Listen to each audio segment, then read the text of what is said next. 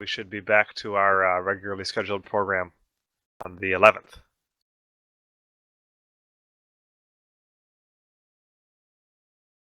And this is only book study related? Yes. Yep. Okay. So Bible study and prayer meeting will still be there. Correct. Good.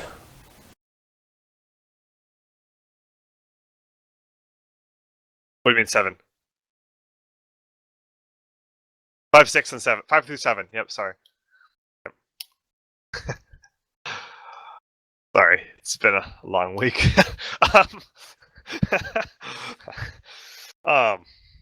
So let us begin in chapter 5. Chapter 5, we do have an encounter between a ghost and one of the bright people. Who is this ghost? If you had to describe this ghost, how would you describe him in chapter 5?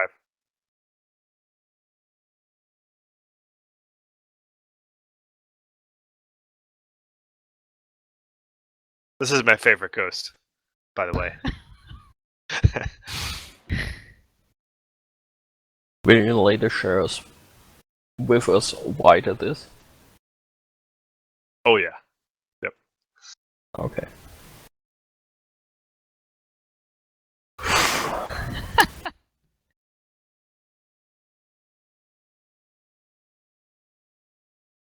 The bowler hat ghost is in chapter 6. He's probably my second favorite ghost.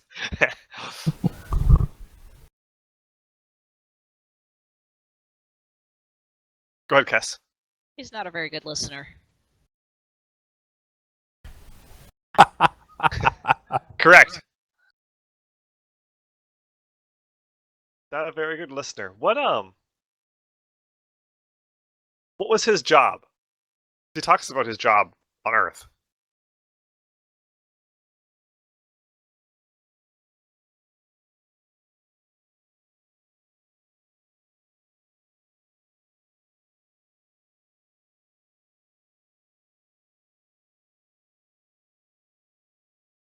Yeah.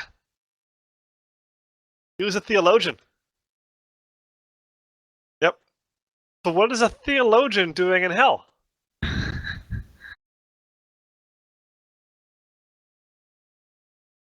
According to the story or in real life? Sorry. Fair request for clarification. What is the theologian doing in hell in the story?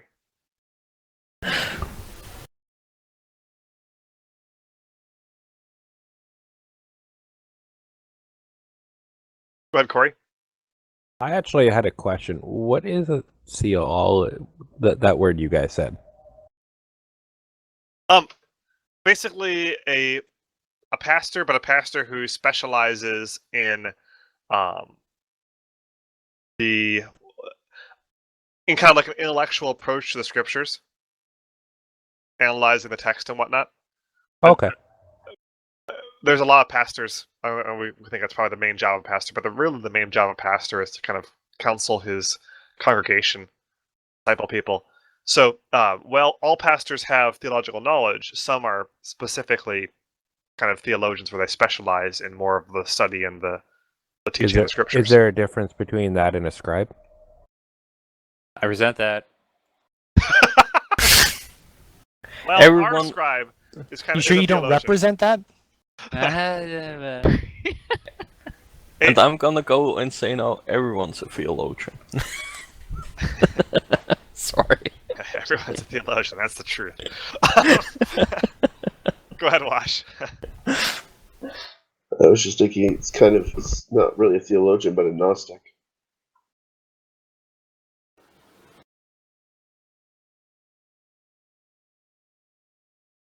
Yeah. Doesn't believe anything's real, believes everything's a spiritual quest. But not like the old traditional term of Gnostic. I would say he's more of a trying to find a word that's not going to offend people. New Age Gnostic? Would you like me to give you the denomination of this gentleman? I'm glad you caught it. Winged, what is the denomination of this gentleman? Jeez. Does anybody else know? I'm just curious if anybody else knows where we're going with this. No, I don't. Okay. Wash has an orange light. It says it at the end of the chapter. Does it say at the end of the chapter? Yep. They call him the Episcopal Ghost. Episcopal is kind of I don't know if he nailed it so much. I understand what he was saying, but there's a different one that I was going to say. I don't know if that's what you were going for, Angry. That's what I was going for. I thought it was a yeah, funny it little does Lewis say dig. Episcopal. I was thinking, Unitarian was actually where I was headed. But yes, it does say he's Episcopal. I did not notice that. Yeah, it says it twice. Yep. It's like a little Lewis dig. It's in the middle of some other things, so unless you're looking for it, like, I've noticed quite a few he throws in there. this one sounds like it's definitely somebody he knows to me. Yeah. Because I know people like this too, okay? Yeah. Which is why this guy's probably one of my favorites. So, the reason why he's my favorite is because I obviously I enjoy talking about theology myself. I have a group of friends of mine. We were all kind of in the honors program together in college, and we still meet once every 2 or 3 months at one of our old professors' houses and have a theology and philosophy discussion night. So when I look around that room, I'm like, oh, there's one guy who's this guy right here. But it's of course, a cautionary tale for me as well, not to become that way. But it is funny because I look in these when you kind of are in those groups and have those discussions, you see people who are trying to make themselves sound really smart by interpreting everything as super spiritual and mystical and all this stuff, and really they're just moving farther and farther away from the Bible, elevating themselves, which is what this guy's doing here. So more about that. He's specifically damned because he was an apostate. Verse. Oh, this is not scripture. We're not Mormons. Page 35, near the bottom in my text. It says he's basically asking why he went to hell, and the spirit, the bright spirit, says, "But don't you know you went there because you were an apostate?" So, first question: what's an apostate?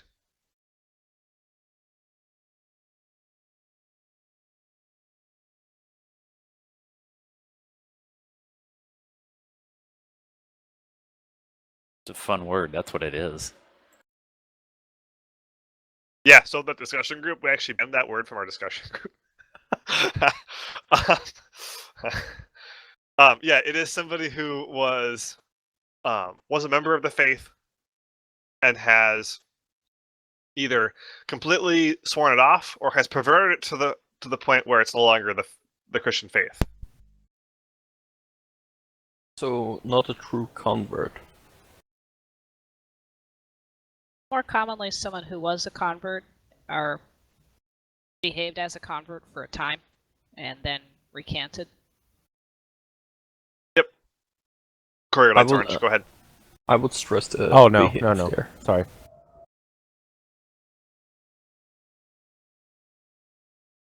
I thought it was what I said just before. Oh, more.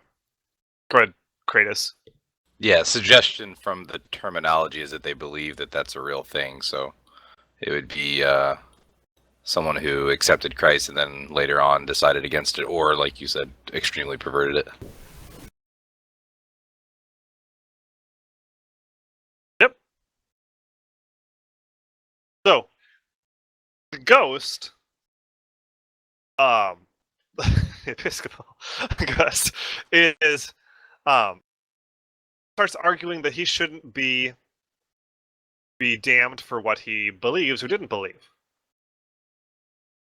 He says on the next page 36 in my text, this is worse than I expected. Do you really think people are penalized for their honest opinions, even assuming for the sake of argument that those opinions were mistaken? Later on he says, it all turns... later on he says that he his opinions were honestly come by. So, what do you think of that? Can people be? Is it a sin to have, to honestly believe something and hold to something honestly?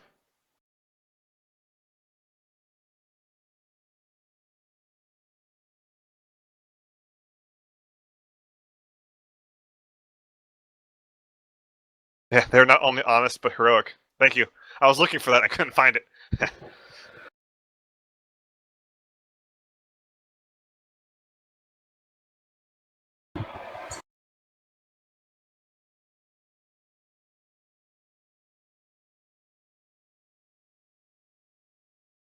Go ahead, Winged.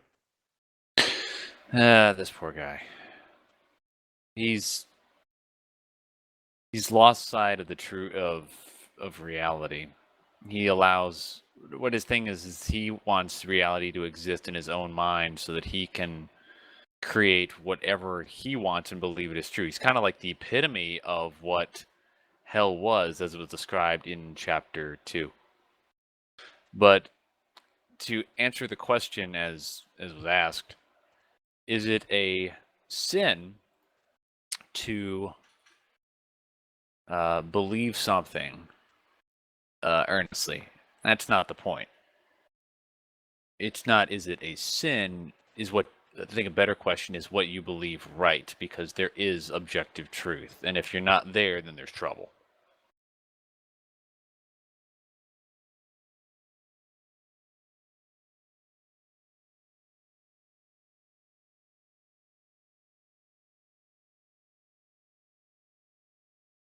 Yeah. Josh is kind of calling me out on my question, which was admittedly a trick question. Because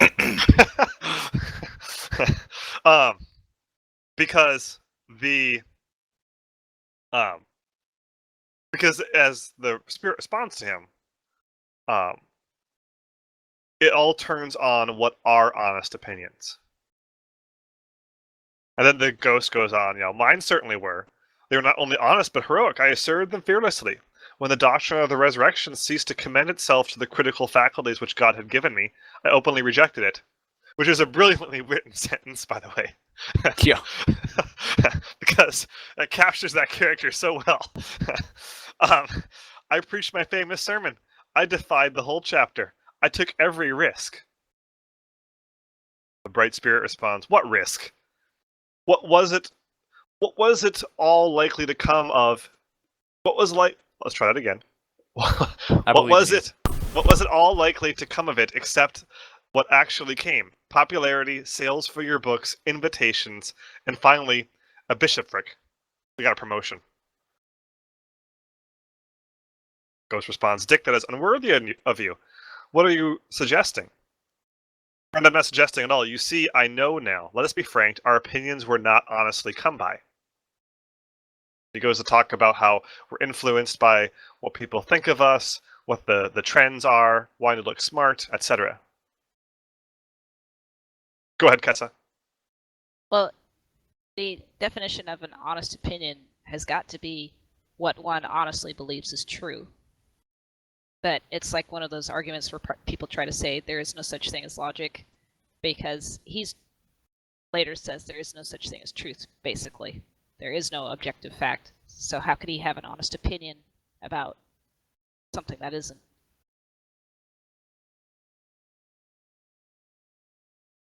Yeah.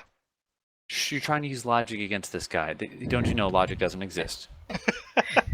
you need to take your attempts to be, to argue rationally and just, throw them overboard. We have no room for your rationale here. We only have this man and his brilliant intellect. Hi guys. I go. Why shouldn't logic exist? Yeah. Quit culturally appropriating Greece and its logic. Shut up.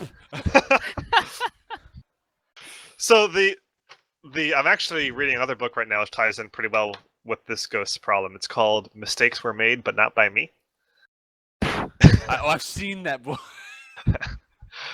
And basically, what it's about is our tendency to self-justify, and not outright, not come out and outright lie to someone else, but lie in a way that we've convinced ourselves that it's true. But we've convinced ourselves he is by lying to ourselves.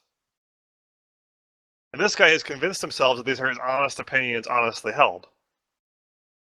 But the other ghost, not the other ghost, the spirit is telling him, no, that's not true. It was influenced by, your desire for promotion, your desire for money, your desire to seem smarter around your peers, your desire to have, new, fresh ideas.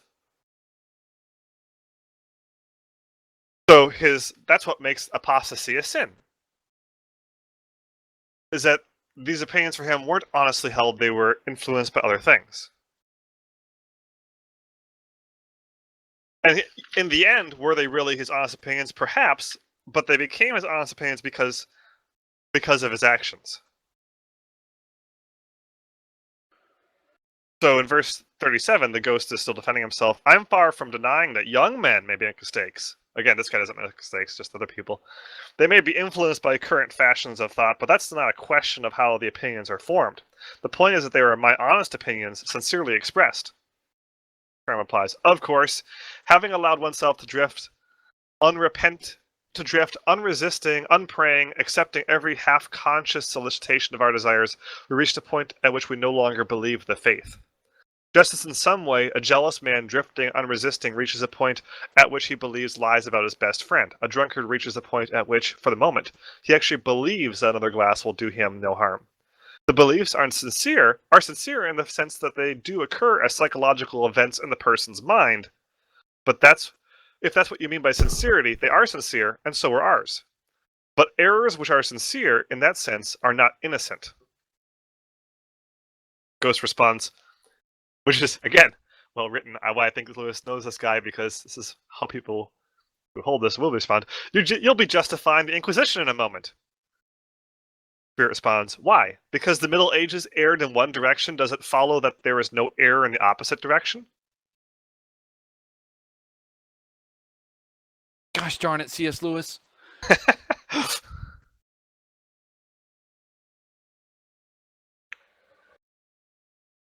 Nobody suspects the Inquisition, exactly. So then the ghost actually kind of concedes to him. Oh, yeah, that's a good point. But he doesn't change his actions. So the spirit and the ghost continue to go back and forth. The spirit has this great line about reality being harsh to the feet of shadows. About how it will be hard for him to come into this new country because reality is harsh to those who are dealing unreal. But will you come? So then the guy says, I'll consider it, and goes back and forth. But he wants certain guarantees. What are his guarantees that he wants before he moves further into the Bright Land?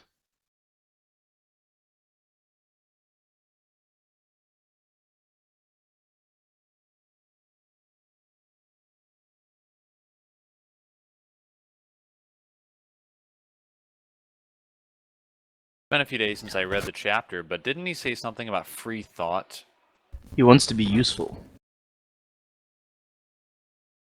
That's what he calls it. Both. Yep. Kessa has the quote. A wider sphere of usefulness, the scope for the talents that God has given me, and an atmosphere of free inquiry. Let me build heresy. Yeah. The spirit responds, no. I can promise you none of those things. No sphere of usefulness, you are not needed there at all. No scope for your talents, only forgiveness for having perverted them. No atmosphere of inquiry. Why is there no atmosphere of inquiry in the Bright Land?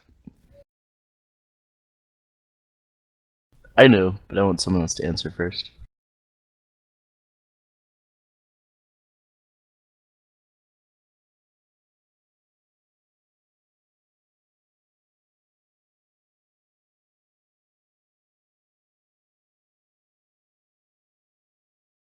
Because the light shows truth.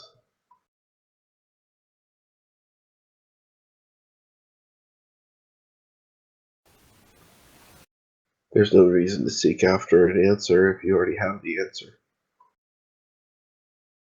Exactly.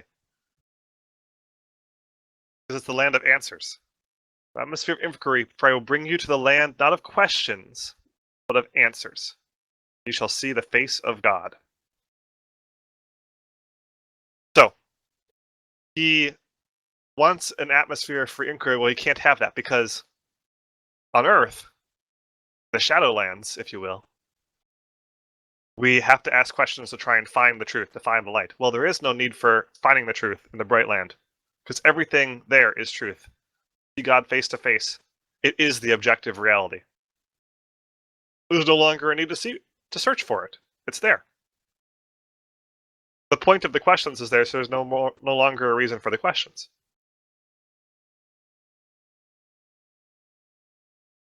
And now we start to see more of Episcopal Ghost's character.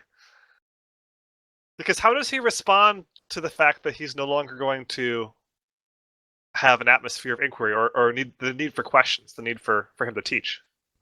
With inquiry.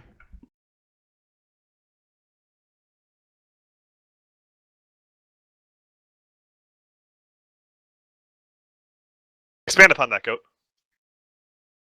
Ah, but we all must interpret those beautiful words in our own way. Yeah. You are going to see God. But what do you mean by that? Like it's bordering on it's an absurdity at this point.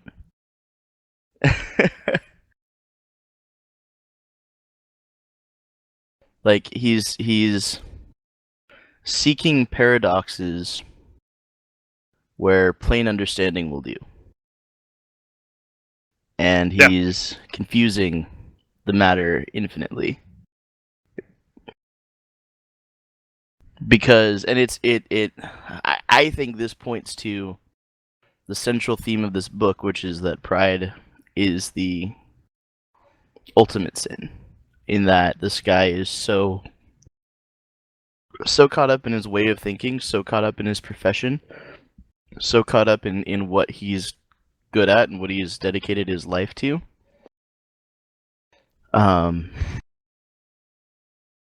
He's dedicated his life to the seeking, to the conversation, more than to the thing being conversed.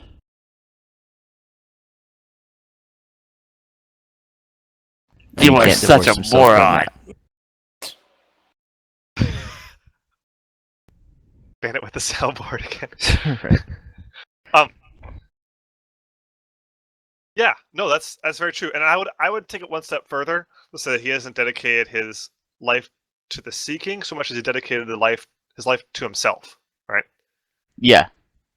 And because he can't separate himself and his identity from, the search and sounding smart by coming up with all these different ways to parse scriptures in different ways and new ways and whatnot.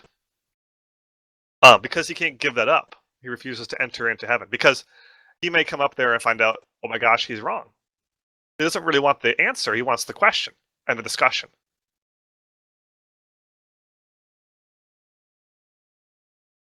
So what was originally in him a good impulse, which was to ask questions and to seek truth, has gone too far.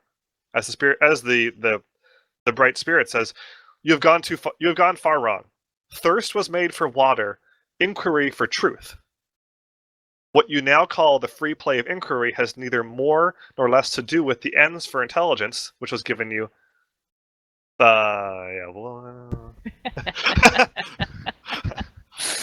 When I was reading along and realized why I didn't highlight that, never mind. Just in case there's smart people on the channel. So yeah, but What? Nothing. So instead the ghost decides to return to hell. And he makes this surprising remark. Of course I can't come with you. I have to be back next Friday to read a paper. We have a little theological society down there. Oh yes, there is plenty of intellectual life. he's returning to his theological society in hell instead of going into heaven. Because he's much more wound up around the search for truth than actually finding it.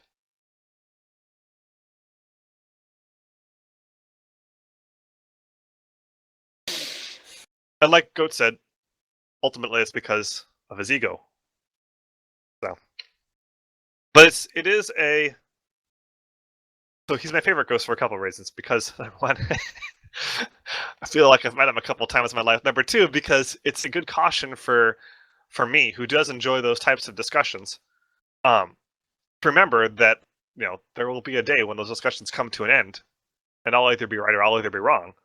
And I need to be willing to my eyes focused on actually finding the truth instead of just discussing it in new and exciting ways. And also because it reminds me to stay humble as well. All right, any other discussion on the Episcopal Ghost before we move on to the next chapter?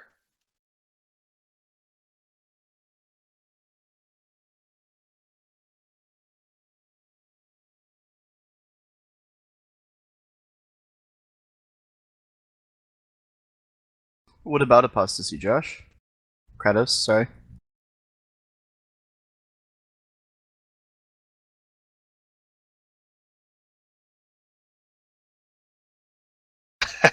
Go ahead, Wash.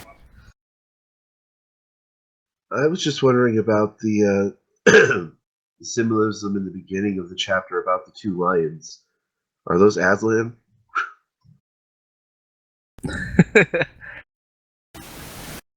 Wait, the beginning of the next chapter? No, chapter 5. No, I think it's more of a nod to the lion will lie down with the lamb verse, Revelation.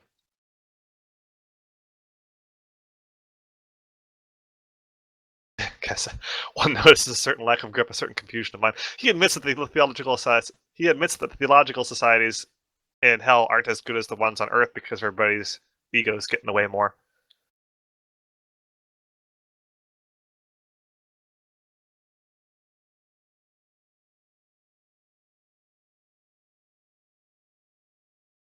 But he's still more comfortable with that than he actually is the truth. Yep. All right.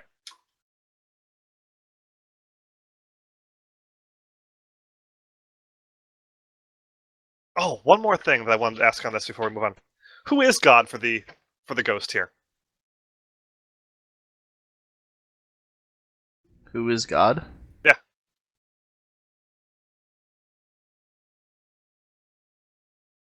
An idea? He's a pursuit.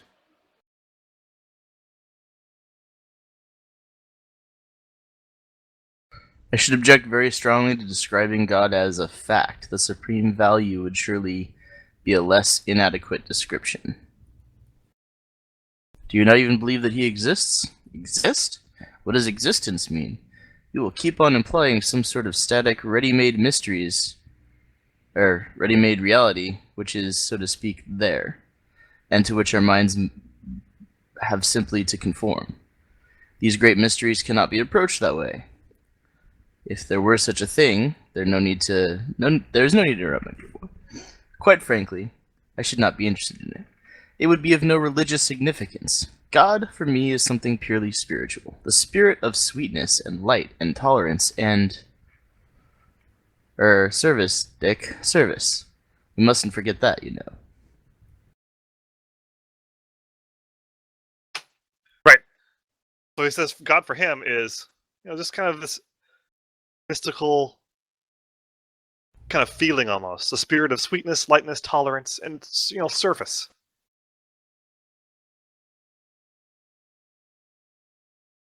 A cotton candy God, if you will. That's what he says God is for him. Who is God really for him? God. Okay, true. Rephrase the question in the way I'll eventually get the answer that I want. Who is Who is this guy worshipping? Go ahead, Cass. Competition for his version of reality.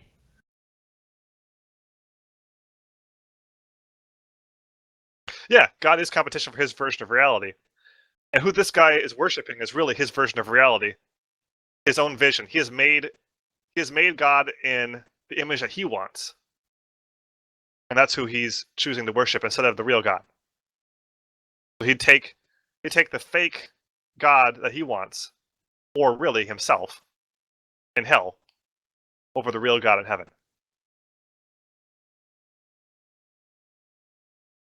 I just wanted to point that out because he claims to believe in God, but it's a impersonal kind of feeling sort of thing, new agey sort of mystic thing. Yeah.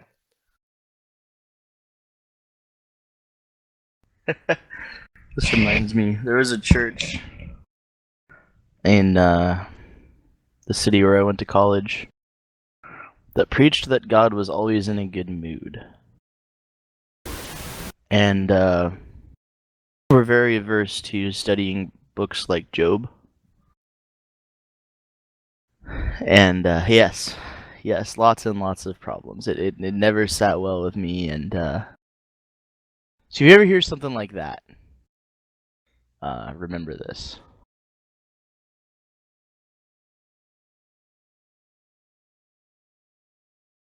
All right. Chapter 6. Pretty quick chapter in chapter 6. What happens in chapter 6?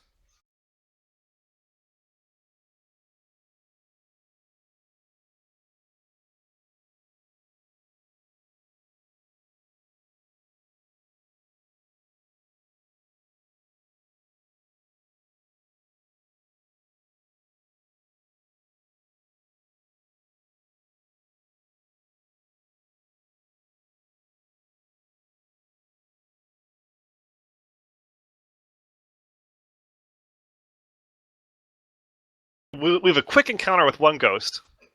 We move from the Unitarian Episcopal ghost to a different ghost. My second favorite ghost. Who's this ghost?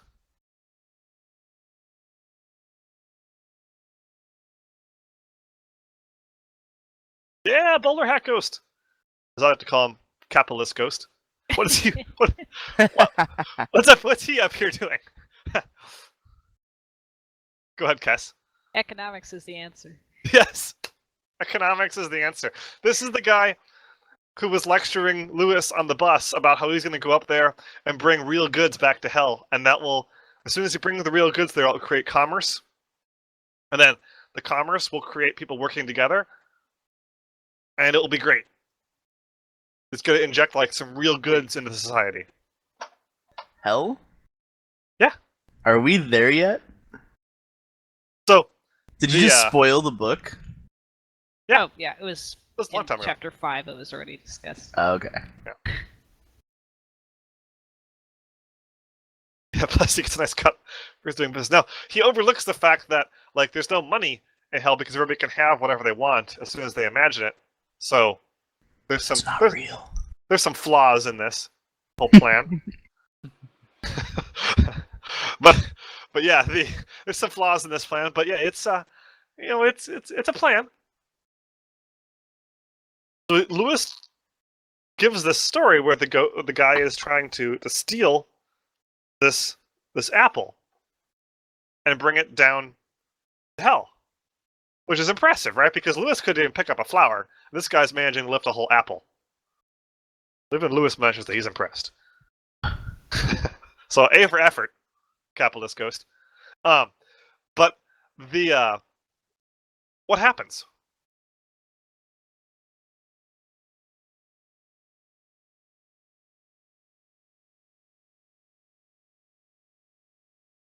Something talks to him. What talks to him? Go ahead, Cass. It's the waterfall. Yeah, what's it say?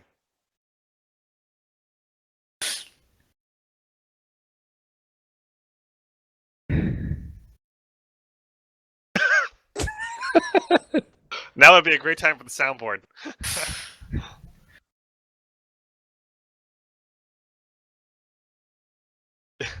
Yeah, the waterfall basically says, "What an idiot!"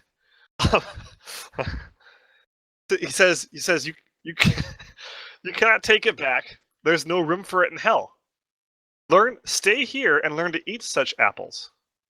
The very leaves and blades of grass in the wood will delight to teach you. So he's trying to take.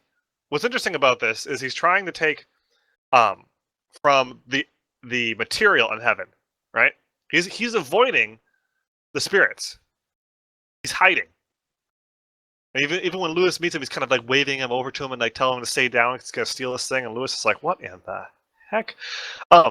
And this guy goes over and he's there for the material and the nature, the material, the waterfall, is what talks to him, not the spirits, because he's not there for them. He's there to get goods, right? Get some products, and the not get good, but get goods. Yeah. And it's the material, the nature that are sitting that talks to him, and the waterfall says, if you stay here, it's the material that will be your teacher. All these other people have all these other ghosts have spirits that are going to be their teachers. But he doesn't do it because for him, heaven's a commodity. It's not a person, or not a place to meet a person or to meet God. It's a commodity. But what's interesting is he can't even take the commodity out. The commodities of heaven, because the commodities of heaven are pointing him back to God, trying to get him to stay and have the right attitude. But he rejects it. Wingman, do you have something to say? Do I? Yeah, you light that for a sec. Oh. Wonder how that happened. Oh, no, I have nothing. Okay. Carry on. So short chapter, but still interesting. Go ahead, Cass. The contrast is interesting. The waterfall is described as one who stood like one crucified against the rocks and poured himself perpetually down toward the forest with loud joy. It seems to me like a hint at the joy of giving, even through suffering. But this guy is only here to get. Yeah. That's a really good point. I had missed that the first time.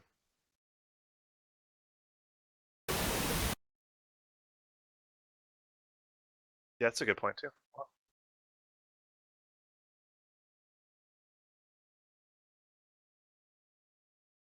The idea that that hell can't even contain like one of the real apples from heaven is interesting too. It's too real for that. It's also too small.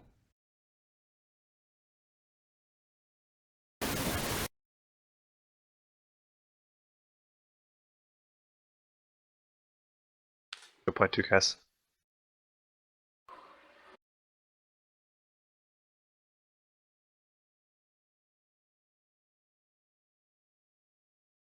All right.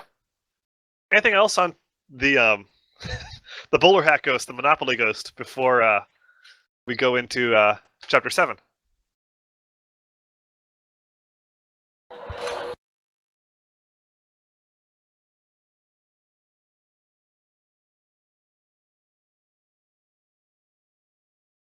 All right. Chapter 7.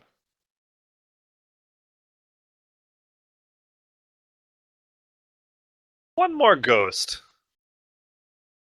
What is this ghost in chapter 7? Who's he? How would we characterize him? We had to describe him.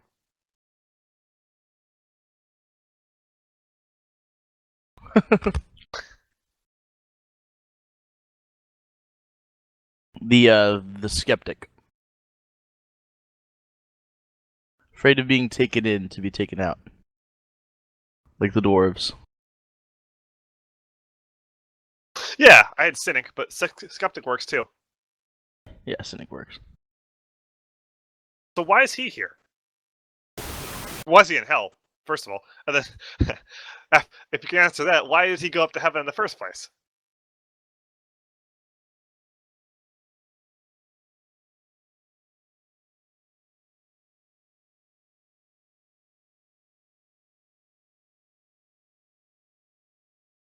Go ahead, Kess. Idle curiosity?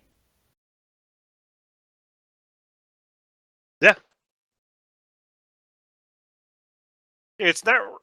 Yeah, it's kind of an idle curiosity. He's really about himself, which again is a reoccurring theme. We'll see. But according to this guy, this cynic, the skeptic, he's the only guy who has all the answers. And the heaven and hell thing. It's all a big scam from the system to keep them down. And this you can't get ahead of it. So you just gotta stay cynical, basically. The management's fault. And verse 55, there you go, he said with a certain triumph, asking me to make a plan. It's up to the management to find something that doesn't bore us, isn't it? It's their job. Why should we do it for them?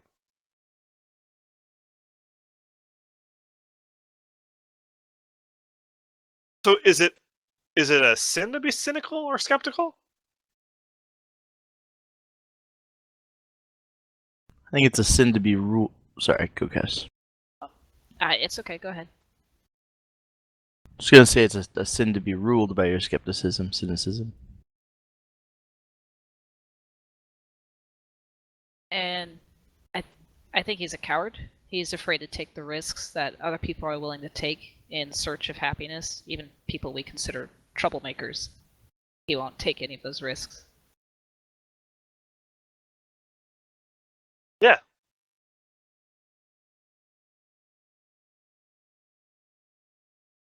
Yeah, one thing you'll notice with the ghosts is, as they progress into more and more ghostliness, they become their error. Their error is their defining characteristic. Which is not the case with the spirits. But his error, his sin is his cynicism, because he's not willing to take the risks, to commit to something. He's not willing to admit that he doesn't have all the answers. He's very similar to the theologian ghost in some ways. In order to enter heaven, he'd have to admit that he doesn't have all the answers, that he is going to have to submit to the management, if you will, and not grumble about it. But his grumbling is a way of rebellion. It's a way of him asserting himself as God, as the objective reality, if you will. In a lot of ways similar to the theologian. And that pride that he won't let go, keeping him out. And it very nearly drags Lewis back out of heaven. Because Lewis starts to think that he's right.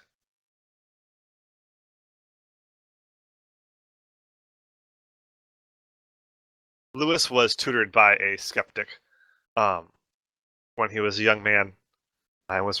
Lewis credited him with a lot of good questions, but also was when Lewis kind of moved away from the faith. I think that in some ways, this guy might be based upon that guy, that tutored Lewis. Although that guy does make a much more promising appearance as a character in Lewis' space trilogy later. Which character? The atheist who's part of Ransom's little gang that's fighting against I can't think of the name of the bad guys in third book.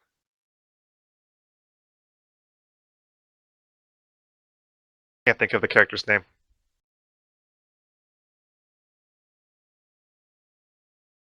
Yeah, he's in the third book.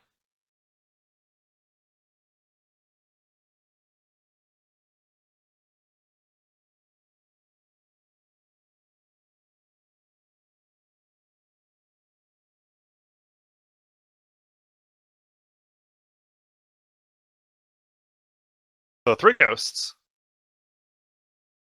In 3 kind of quick encounters here. We'll meet another ghost next week, but also one of the spirits that has come to tutor Lewis.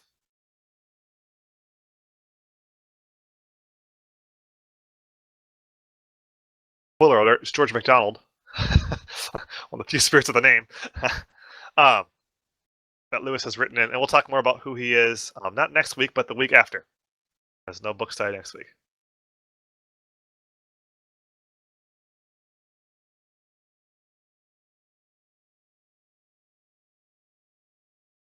Anything else from this that stuck out to you guys before we get out of here tonight? Go ahead, Wash. Just that throughout the entire book, C.S. Lewis's character is not told what he wants or anything. It was the first time that he said that he wants to stay in heaven. Yeah, good point.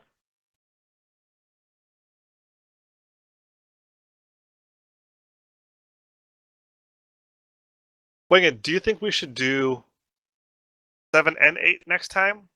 Sorry, 8 and 9 next time, or just 8? Mm, 8 short, yes. 9's pretty long.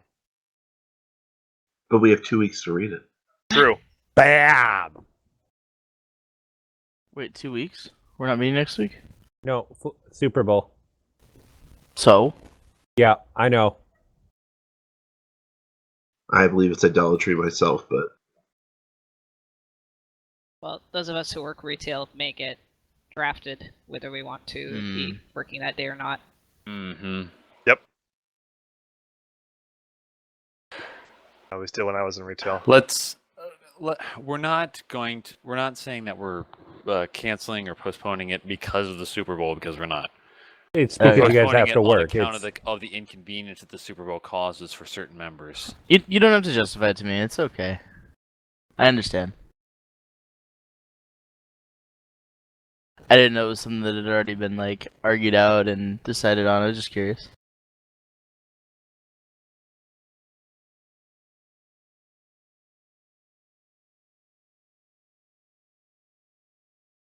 on that topic, Bob, if I may, 95% of us are probably going to be watching the half show, and then that'll be it. That's just what I've noticed about a lot that watch Super Bowl. You find out what the half show is, and then that's it. actually here, most people leave the room and go get snacks during the half show. Yeah, statistically, over half of Americans watch over half of the Super Bowl. Just for the record. I think it jumps up to like 95% of Americans watch some of the Super Bowl. Yep. Like, it's a crazy number. I would say at least 30% is Canada. I'm gonna watch Yeah. the Puppy Bowl on Animal Planet. Puppy I was- Bowl. Have you ever watched the Puppy Bowl? No, now I'm curious. Is there a kitty bowl? It's puppies. Well, that's just perfect. It's It's stupid. fantastic. And guess what? They play football a lot better than the people on the Super Bowl. He said it's risk stupid. Yes, it is. I was in a restaurant yesterday, and I sat next to a guy that claimed at first to be the Philadelphia Eagles starting quarterback.